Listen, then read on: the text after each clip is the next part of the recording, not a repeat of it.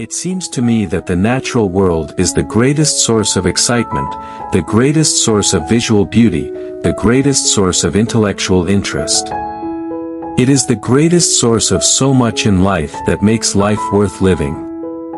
You know, it is a terrible thing to appear on television because people think that you actually know what you're talking about.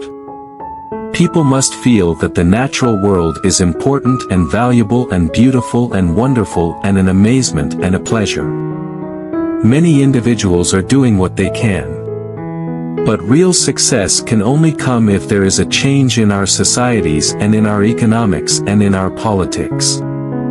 If people lose knowledge, sympathy and understanding of the natural world, they're going to mistreat it and will not ask their politicians to care for it. The fact remains that man has unprecedented control over the world and everything in it. And so, whether he likes it or not, what happens next is very largely up to him. Every breath of air we take, every mouthful of food that we take, comes from the natural world. And if we damage the natural world, we damage ourselves.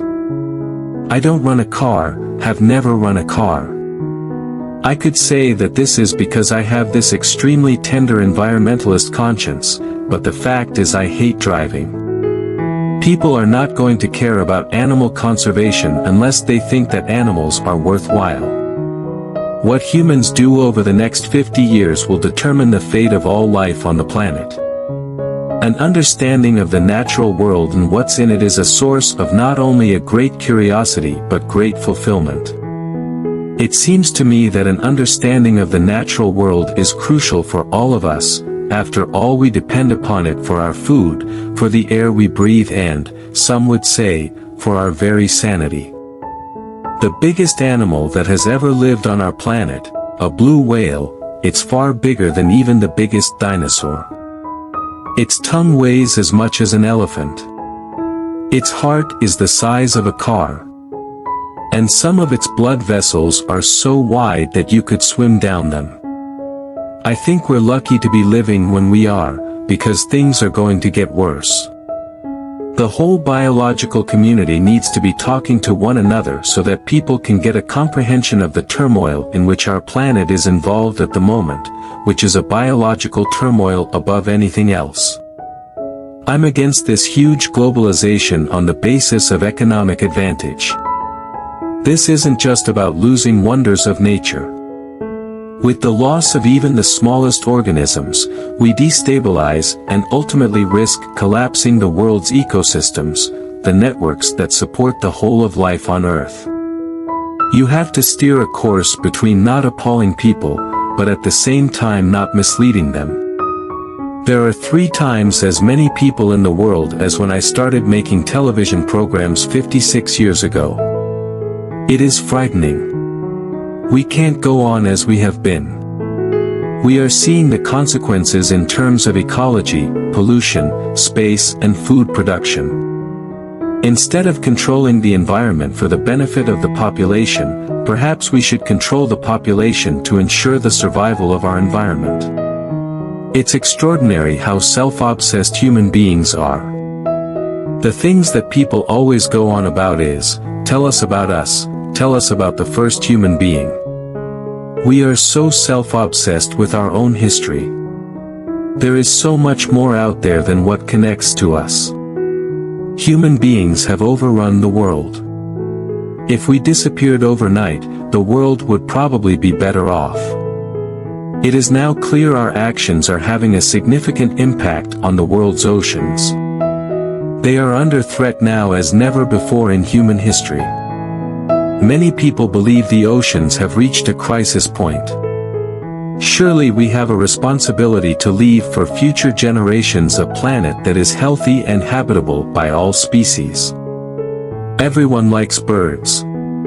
What wild creature is more accessible to our eyes and ears, as close to us and everyone in the world, as universal as a bird? We can now destroy or we can cherish, the choice is ours. I would be absolutely astounded if population growth and industrialization and all the stuff we are pumping into the atmosphere hadn't changed the climatic balance. Of course it has. There is no valid argument for denial. If I can make programs when I'm 95, that would be fine. But I would think I'll have had enough by then. In moments of great grief, that's where you look and immerse yourself. You realize you are not immortal, you are not a god, you are part of the natural world, and you come to accept that. There is no question that climate change is happening. The only arguable point is what part humans are playing in it.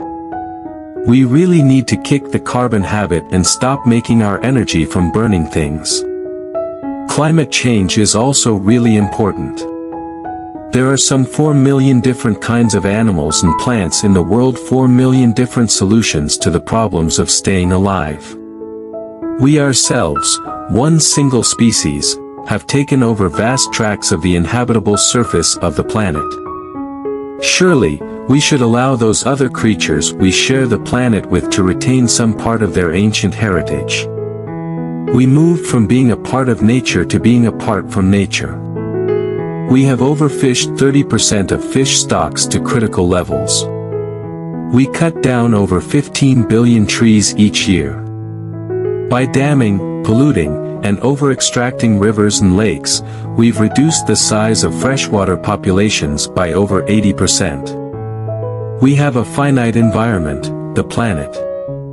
Anyone who thinks that you can have infinite growth in a finite environment is either a madman or an economist. Nature doesn't sit still.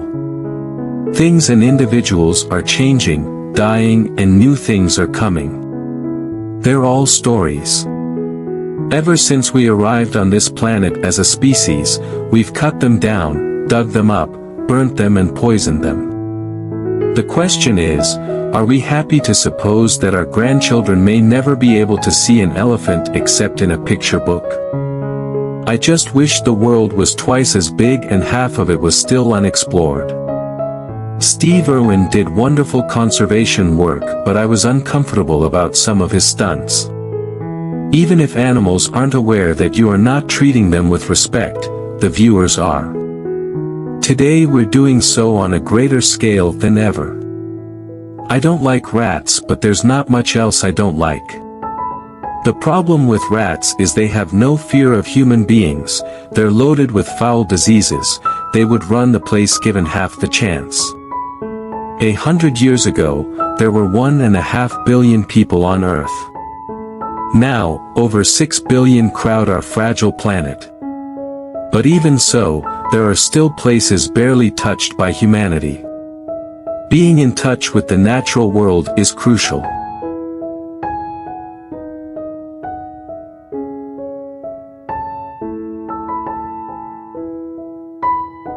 Which quotation do you like the most?